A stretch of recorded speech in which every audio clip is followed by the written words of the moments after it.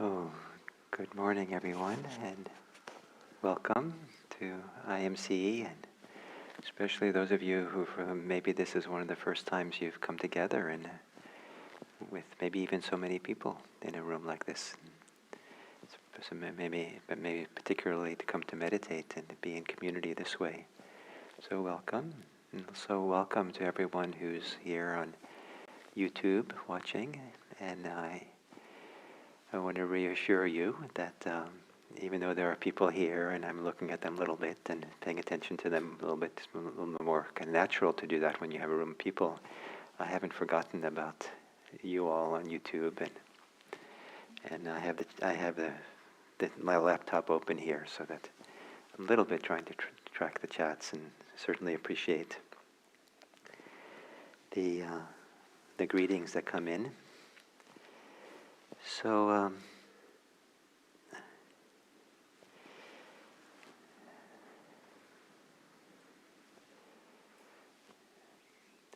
many years ago, I read when one of the great American saints died, Mr. Rogers. I read an article about him, and it said that he was invited to the Emmys. I guess that's what they're right, where they get awards for TV shows. A little bit, so Emmys, and so it's a big gala event in Los Angeles, I think, and all these big celebrities show up, and he asked. So he got up to give his little speech, and he said, everybody here probably is here because of someone cared for you, believed in you at some point in your life. Let's take a minute to be silent and remember the people who believed in us and cared for us, supported us, that kind of partly responsible for us being here. And the article said that the TV producers panicked because what do you do with a minute of silence on TV? And so they just used the time to scan the audience, and people were crying. And just that simple question, and to be cared for. And so I bring it up here this morning because it's possible to care for oneself and to meditate as a kind of self-care. And rather than saying self-compassion or self-love, which is certainly wonderful and important, care is kind of a little more basic and maybe a little more accessible for us. That we can care for ourselves. And it's possible to care for someone we don't like. If we're the neighbor down the street who we've always had difficulty with, because they represent everything that's challenging for your life, and you find them on the sidewalk with a broken leg, suddenly the care, you care then, and you take care of things, and maybe you get them to the hospital or something, but then you come back and you care for their cat, because the person's not there, someone has to care for the cat, and it isn't exactly compassion, it just, you maybe take in their mail or different things, and there's a basic care that goes into just caring for people. So maybe as we sit today, maybe we can sit with, if you're inclined, or if it's easy enough, to sit with care for yourself. What would that look like? What would it look like to take a posture and be with your breathing, and no matter what arises for you as you meditate, even if this little exercise evokes the opposite or some challenge, even then, what would it be like to sit quietly, peacefully, caring in a way that's not complicated, a way that perhaps is settling and quieting and intimate and kind of supports a kind of cozy way of being here.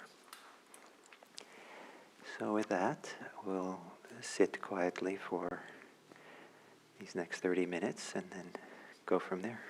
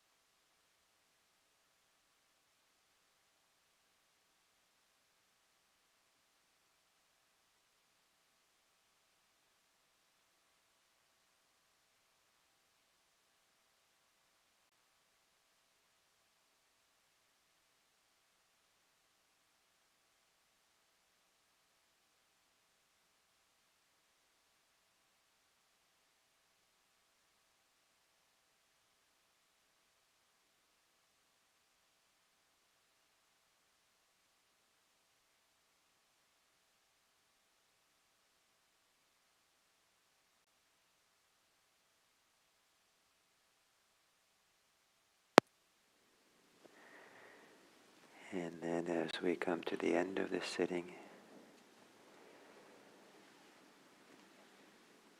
to take a few moments to consider what care we have for others and the world around us, our communities, friends, family. And maybe consider how this path of meditation that releases us from our attachments, our preoccupations, is a way that allows our care to flow more freely.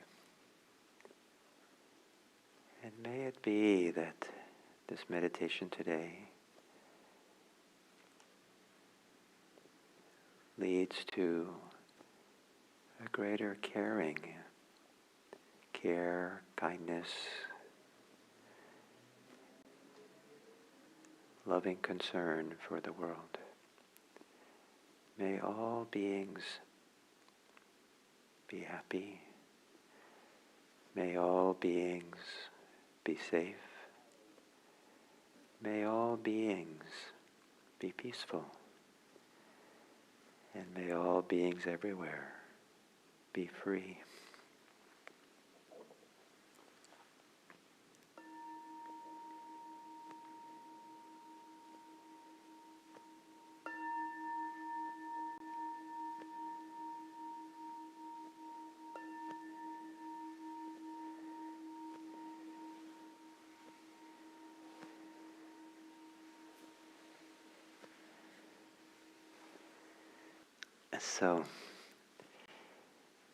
So anyway, I'll tell you what my main purpose or hope through this talk up front, and then I'll kind of give the talk kind of to support that.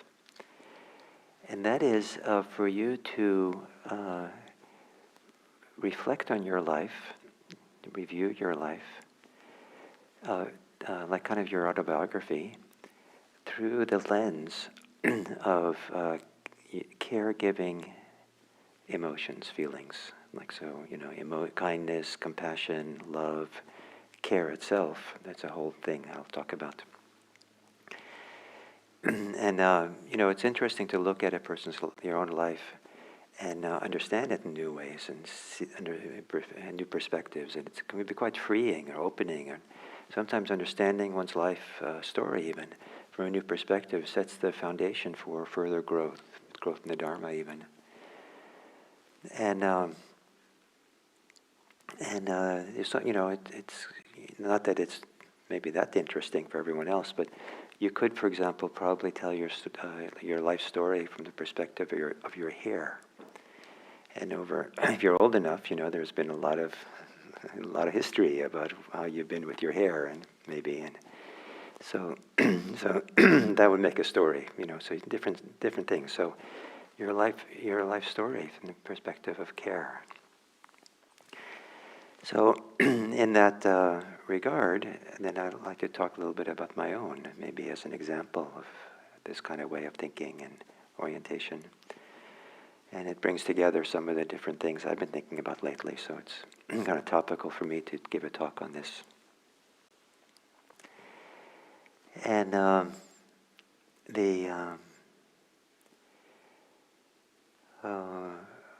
don't think I gave a lot of thought to caregiving feelings, emotions, motivations until I had been a Zen student for a while.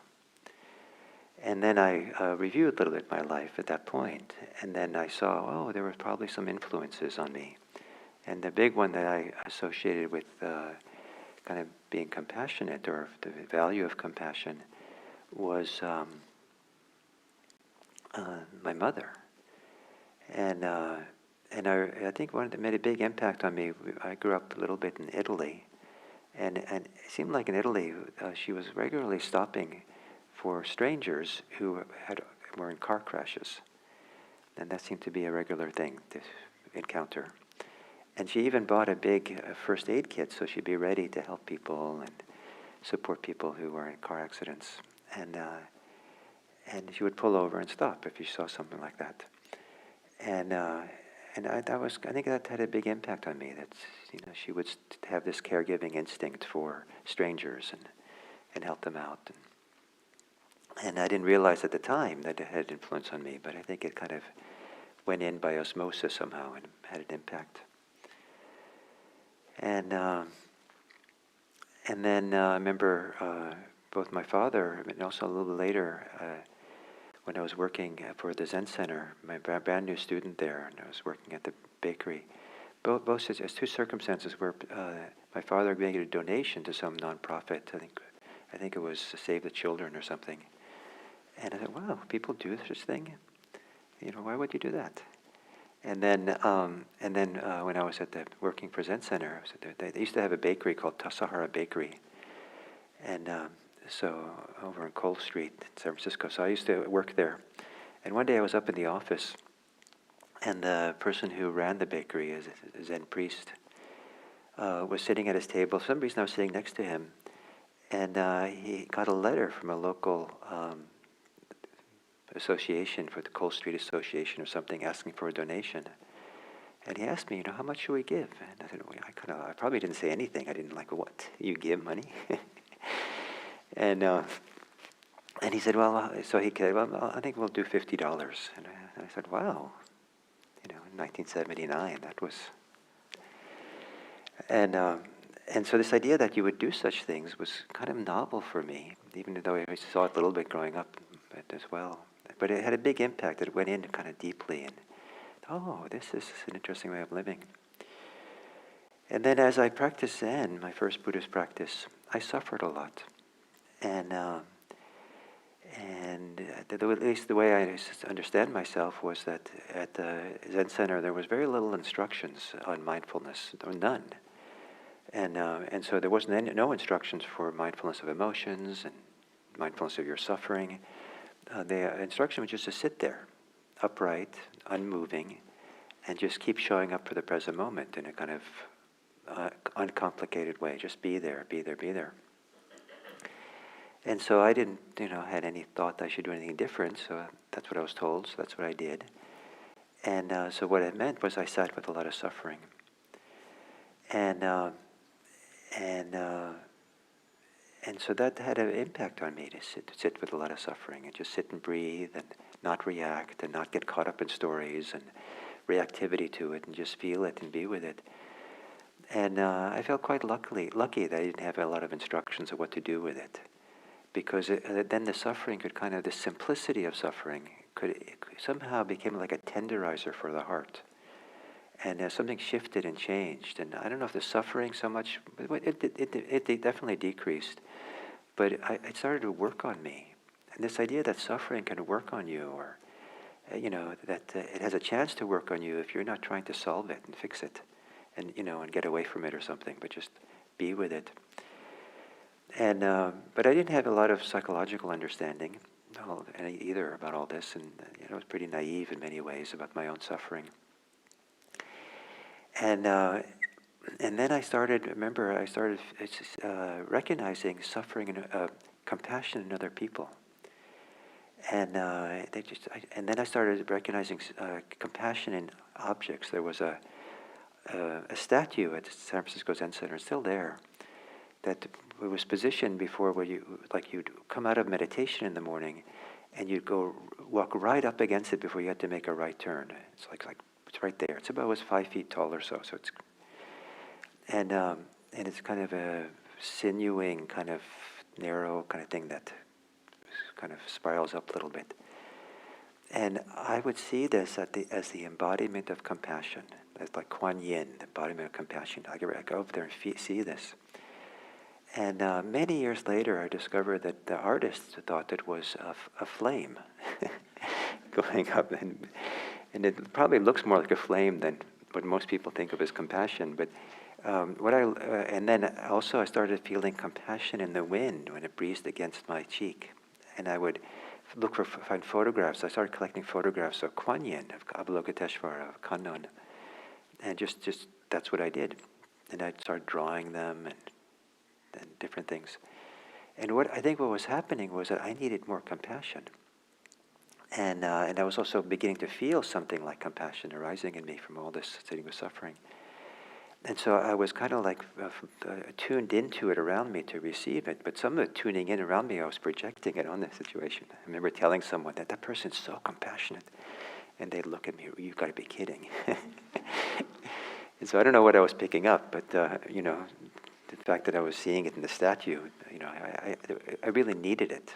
So I was finding it and getting it, and so I don't know how enlightened I got in Zen, but I became compassionate in Zen, and that made a huge difference for me. That made a huge. I'm so grateful for it. And at some point, I decided to become a Zen priest, and it was kind of a culmination of that. But back then, it was called a monk, and then I got ordained as a Zen monk, and then 3 months later, they changed the name to a priest. And I said, "What? What did I just sign up for?" I got a whole different feeling of what it was about. And now I'm happy with the word priest. I don't mind it, but I'm, technically still am. And so, but the reason to become a monk was, in fact, to respond to the suffering of the world. And slowly over time, especially in the monastic Zen life, that something began to settle and open up, and that it seemed like it was just inherent in me to be, not even, you can't even say me almost, like inherent within me, this responsivity to suffering around me. And that's kind of what was, it wasn't like I chose to respond to it, but it's kind of like this, that's what you do, that's what happens. But they did take this form that I became a Zen monk. Really the purpose of it was, I thought that the deepest way, fullest way I knew to address human suffering was through Buddhism. I didn't know anything else, and I wanted to have I'd feel like I'd be dissatisfied if I did any other kind of care for the world. And I had other ideas in mind. I was supposed to go to graduate school and was going to do a kind of thing that was, but I felt like I needed to be able to. I felt like I had to for who I am. I didn't want that dissatisfaction or that sense of incompleteness I felt if I didn't try to meet the suffering of the world, address it, and the deepest thing I knew how, which was through Buddhism. And it wasn't like I was thinking of becoming a teacher. I just thought I would.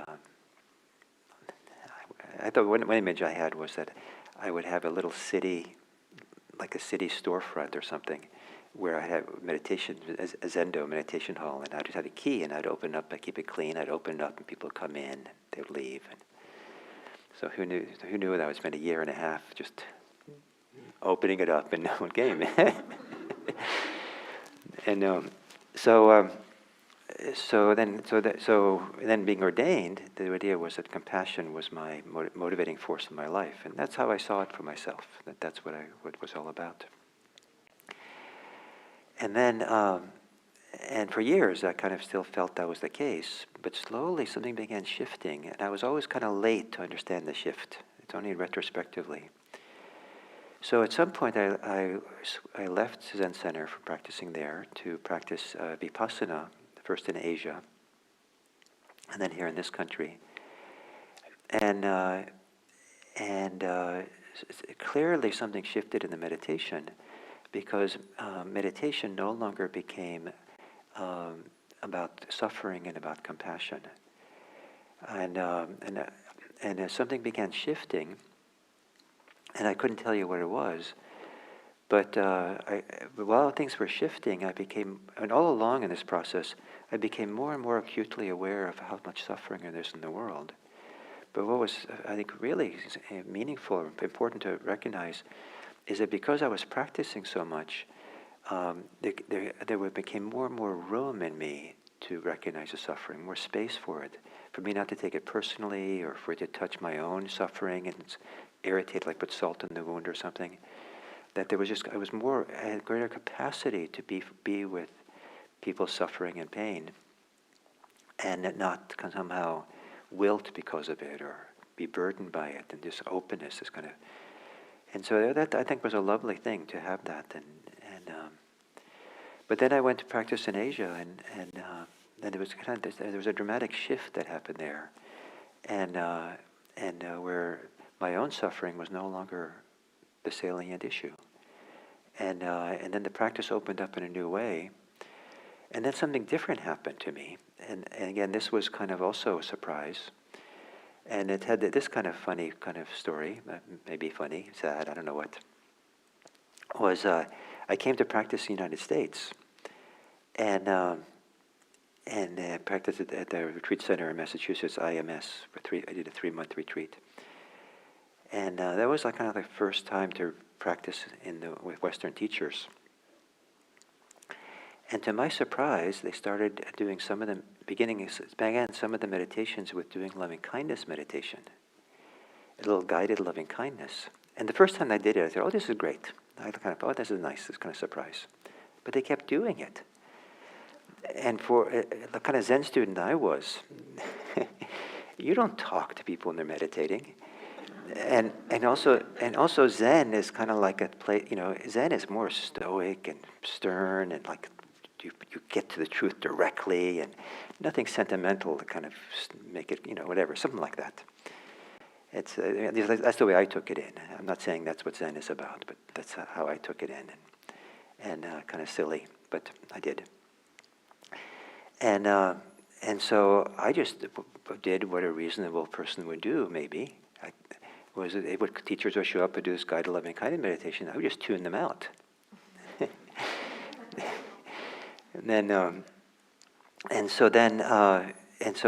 But at some point during that 3-month retreat, this wonderful feeling of clarity and kindness and goodness and started to well up inside of me. And then one day they came to do the guided loving kindness meditation. I said, "Oh, that's what they're talking about. Oh." And then I had my own reference for it. It wasn't insincere. It wasn't trying to make something happen. It was just like, and then when they did it, it's like I just tapped into that and built on what was already there. And so then what happened in my practice, in my life, was that, and I still kind of called it compassion. I didn't know any better. But I think I slowly realized I was more motivated by day-to-day, kind of overall, with a mood of kindness. And earlier, it was kind of like there was a deep underlying mood that I recognized was always there, of compassion. But as it shifted to kindness as the underlying mood, I realized that the compassion, as wonderful and profound as it is, involved a certain kind of a little bit more activated internal state for me. And the kindness turned out to be a simpler, less complicated or less involved state. I mean, the difference here is very little. And so I want to be very careful not to, there's no disrespect or devaluing of the importance of compassion. But I noticed this, it was a shift happened.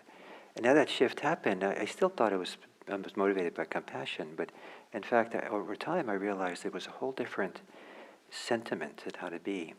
And it was simpler, and sometimes it would morph into compassion for sure, but it was kindness or friendliness or goodwill became the salient kind of interesting kind of expression of what was happening to me in practice. And that kind of felt like the mood or where I was coming from. So that went along fine for a while. And then at some point in the last 15 years or so, see, I have all these decades, I could review, so it's a slow process, this is not like, sit down and, a 3-day process and get to what I'm talking about. For me, it was like a decades-long process of really simmering in the Dharma and letting it unfold.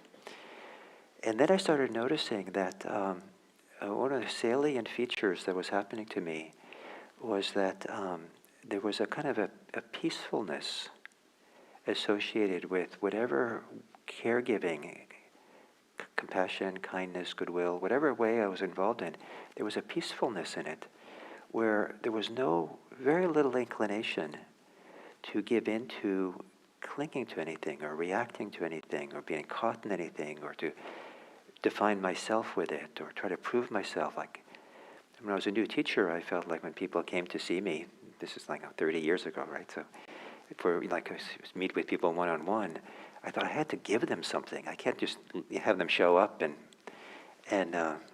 not, have done something useful for them, and have to show something for myself as a teacher. So that's a little bit crazy to have that attitude, but I think it's natural enough maybe in the beginning of a new job like that.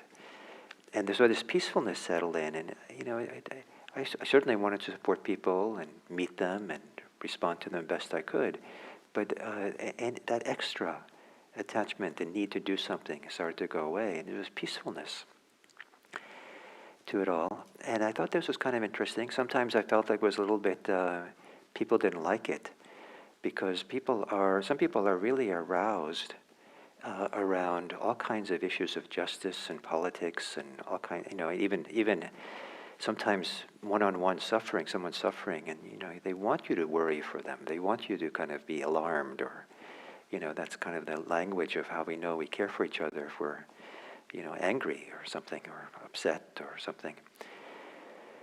And so sometimes I could feel the tension of being in these situations where a certain expectation of how I was supposed to be didn't match this peacefulness I had. And some people might have thought I was aloof, or I was worried I'd be seen that way. But in fact, I wasn't. I was certainly giving my life over to try to support people in all kinds of ways and do things, and that's what my life is about. And so it was kind of interesting to discover this peacefulness or non-attachment as a reference point for it all. And then the challenge and sometimes the inner debates, the inner lawyers would come up and even tell me, Gil, you're supposed to be a little bit more, upset here, or a little bit more attached or something. And so I had to navigate that and wonder about that.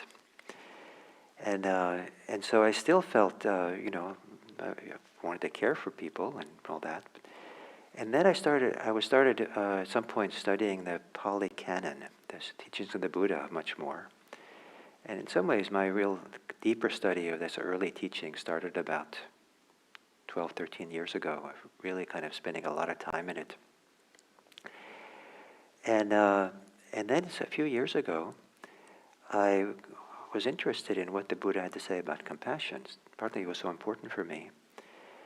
And I knew that the word for compassion is karuna. Many people know the word karuna, K-A-R-U-N-A. And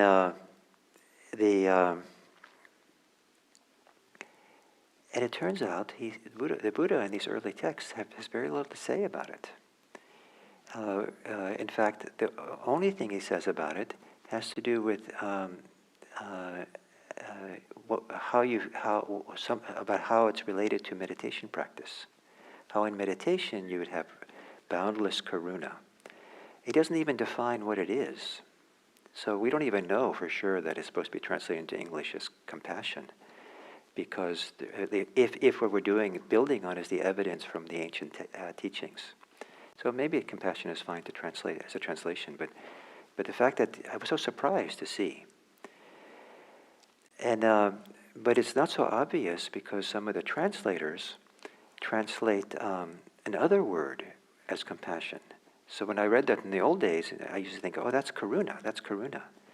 But it turns out that karuna is not the word or the concept that involves everyday caregiving. And the word for that is anukampa. So it's A-N-U-K-A-M-P-A, so anukampa. And in all the circumstances where the Buddha is offering some kind of care to someone else, it's using this word anukampa, care. And I translate it as care. As I said, some people translate it as compassion, and so occasionally you see it translated as sympathy. But if the Buddha taught, he spent 40, 45 years teaching out of anukampa. So it seems like a very important emotion, because it's the kind of the basis of why Buddha taught. If someone asked the Buddha to come and teach for them, or even come to their house to have a meal, they would ask, "Can you please do so out of anukampa for me?" And so the reason why this word is something different than compassion is that the way that it's talked about in the suttas, in the ancient language, is it's always in relationship to caring for the welfare and happiness of others. It's never talked about explicitly about suffering. The people, you want people to be alleviated and freed from their suffering. It can include that, for sure, but it doesn't, not limited to suffering. It's a broad, wide caregiving kind of emotion and feeling. It's also used in the ancient literature for much more ordinary, simple kinds of care that people provide. Child care providers have care for their children. Teachers, outside of Buddhism, have anukampa, this care for their students. Parents have care for their children. And so, so what is it? Now, it was yesterday, I think, I talked to a friend of mine who has stage 4 cancer and then be starting treatments now. And so I asked him, he spent a lot of time in hospitals and stuff, and I asked him, what would you prefer? That all these people who are caring for you, the nurses, the doctors, and all that they have compassion for you, or they have care for you? And he said right away, I prefer they have care. So exactly why, I didn't ask him why, but there's something very different with compassion, which is based my life on, so I don't want to disrespect or diminish its value. But it's a particular kind of caregiving. And in thinking about this, as I was studying this word anukampa, I realized that if a friend of mine went along, we spent the day together, hanging out, and every moment that we were together, every conversation, they were expressing their compassion for me. Like I would start kind of stepping further and further away, like, give me a break. But if they were constantly, it was a continual feeling, this person cares for me, there's care, I wouldn't feel troubled by it. I wouldn't feel like it's getting too much or a burden. There's a very different feeling to care than to compassion. And so to overemphasize compassion as the primary way to be with people maybe misses something. And so this care that involves care for people's welfare and happiness. So you can have that kind of care for someone who's not suffering. Someone who's suffering, like the Buddha met people or practitioners who were not suffering. They were deep in meditation, they were filled with joy and happiness, and he would then care for them by offering them further teachings that go further into a greater kind of happiness than what they're already feeling. And so I like this word care so much as a translation for anukampa, because it's kind of humble word. And also has a double meaning in English, that it's to care for something is to value it. And so to offer value, have value for the people you're with, or to appreciate them, and to care, and then to care also means to offer, like, there's medical care, we say, or spiritual care, or child care, or elder care. It's a very common word. And so my friend who was in the hospital, he said, I'd prefer to have care, right, to compassion. And he said, these nurses who are taking care of me, they're just like inspiring by how much care they have. They care for everyone. You watch them, and there's so much care of what they're doing. But I don't think they're having compassion for all of us. But they're just going around their job and doing a fantastic job caring for people. So I think it's possible to care for people who you don't love. It's possible to care for people because love and compassion are kind of a high bar sometimes. And so this care thing is a lower bar. You can do it for someone who, it's just a basic, ordinary human activity to care if you allow yourself to be a basic, ordinary human being without preoccupations and attachments and being caught up. And then finally, this in the suttas, the motivation for anukampa they don't talk much about what motivates it, what's the rationale you would have it. It's kind of just assumed that people have it. When some of the Buddha's disciples were fully enlightened, he told them to go forth out into the world for the welfare and benefit for others, out of anukampa, out of care for the world. So that was the motivating force. But he just told them to do that, or expected it, just kind of assumed. But there's a few places in the suttas where this word for care is closely connected to the human capacity to have respect, to respect, to honor, to esteem, or to venerate other people, or benefit each other.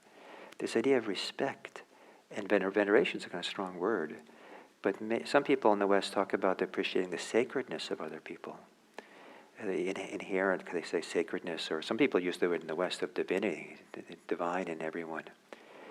But this anukampa coming not from suffering, it's not quite friendliness, but it comes from a kind of place of deep respect, veneration. There's something very, very honor-worthy of each person we meet, to have honor and respect and care. And you can do that for people you don't like. There are people who are challenging, who behave in ways that are, maybe even, distasteful or something. And so that's not to say that's not, that was distasteful what the person did. But even so, there can be this basic care, can still exist. So go back to my story. When I started reading about this anukampa, then I recognized this is the good. I think this concept, at least how I'm understanding it, that speaks to this more recent change I've had, this peacefulness around caregiving. I think that I'm finding what I'm living from now is this very simple care that is, for me, is defined by non-attachment, by non-clinging. It's just a simple, ordinary thing. And it can morph into compassion, it can morph into friendliness, and all these things.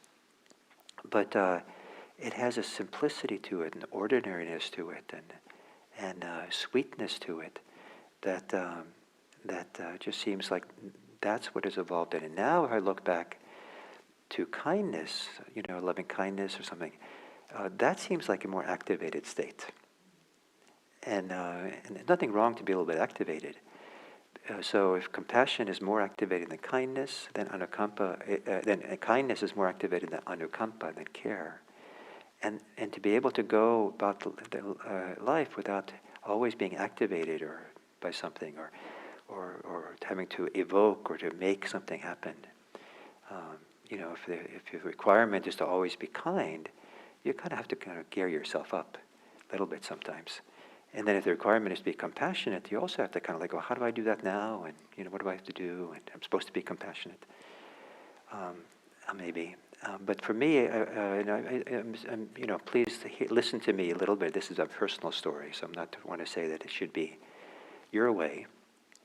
But anyway, finding this peace, this non-attachment in relationship to caregiving, and finding it kind of resonating with this word anukampa, with care, has been really kind of inspiring for me, and feeling, this is good. It's kind of if the lawyers in my mind were arguing about is it okay to care for people without being attached, it's like I got the star witness, the expert witness to come on the stand and made the case that it's okay. Yes.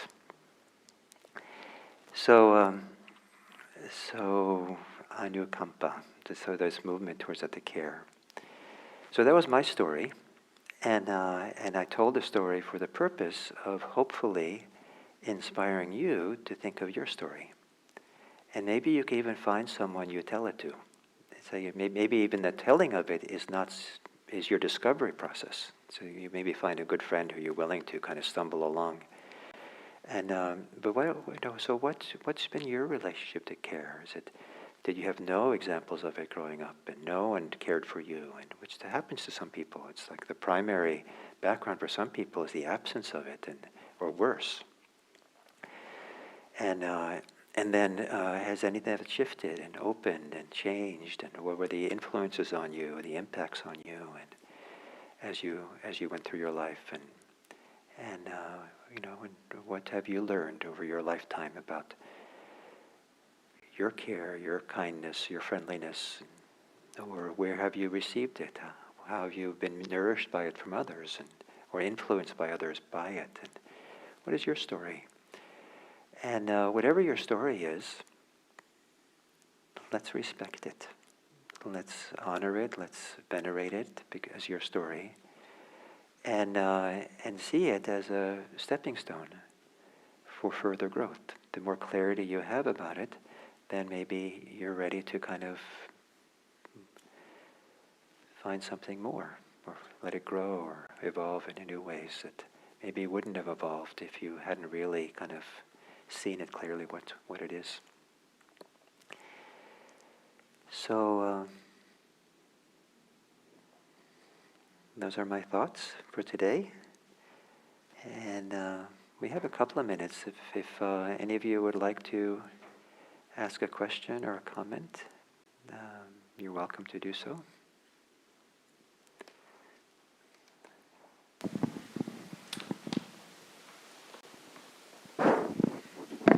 There's a question here: is peacefulness similar to equanimity, from the YouTube? Maybe it overlaps a little bit. I think of them as different. I think of peacefulness is less complicated than equanimity. Yeah. I was thinking about empathy as a way of, it's not quite as intense as compassion, and it's a way of feeling into another person's state. Yeah. And that might be closer to caring for someone. Yeah. Yeah, it could well be. There's a word, another word that's sometimes translated as sympathy in the Pali Suttas that often goes together with care. They're a pair. So empathy and care maybe are closely related.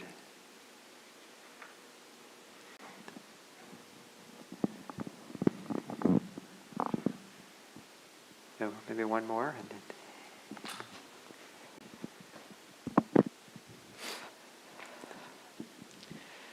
So I think something that I've been struggling with, particularly, in the events of the last 2 years or so, is